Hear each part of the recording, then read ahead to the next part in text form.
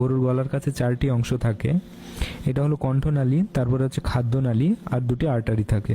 কোনো মুসলিম যখন গরু জবাই করে তখন বিসমিল্লাহি আল্লাহু আকবার বলে শুরু করতে হয় এবং এটা আবশ্যিক। এবং গরু জবাইয়ের ছুরিটাও ধারালো হওয়া জরুরি।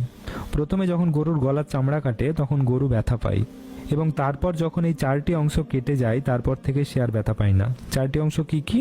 একটা হলো কণ্ঠনালী, 2 নম্বর হচ্ছে খাদ্যনালী, আর 2টো আর্টারি। 4টি অংশ কেটে যাওয়ার পর ব্যথা করে না, কারণ ওই 4টি অংশ কেটে দেওয়ার পর প্রাণীটি তার জ্ঞান হারিয়ে ফেলে। কারণ ওই ভেনগুলি কেটে দেওয়ার পর অনেক পরিমাণ রক্ত বের হয়, এবং রক্ত বের হওয়ার জন্য তার রক্তচাপের অনেক পরিবর্তন হয়, কিন্তু সেন্ট্রাল কর্ড অক্ষত অবস্থায় থাকে, তাই তার নার্ভাস সিস্টেম অ্যাক্টিভ থাকে। এদিকে গলার ভেনগুলো কেটে যাওয়ার জন্য ব্রেনে রক্তের প্রয়োজন হয়, ফলে গরুর ব্রেন তখন মেরুদণ্ডের মধ্যে থাকা স্পাইনাল কর্ডের মাধ্যমে হৃৎপিণ্ডকে সিগন্যাল পাঠায়, ফলে তার হৃৎপিণ্ড তখন খুব দ্রুত পাম্প করতে থাকে, অর্থাৎ দ্রুত রক্ত পাঠাতে থাকে। কিন্তু রক্ত তখন আর ব্রেনে পৌঁছায় না, বাইরে বেরিয়ে যায়। কারণ ওই ভেনগুলোই কাটা হয়ে গেছে।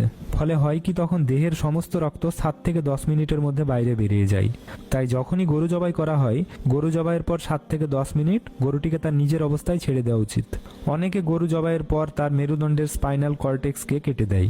তাতে হয় কি, তার হার্ট পাম্প করা বন্ধ করে দেয়, অর্থাৎ হার্ট অ্যাটাক হয়।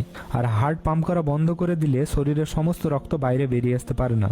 ফলে সেই মাংস যদি ভালোভাবে রান্না না করা হয় তাহলে কিন্তু শরীরের অনেক রোগ সৃষ্টি হতে পারে। তাই সাবধান এবং সতর্ক থাকবেন।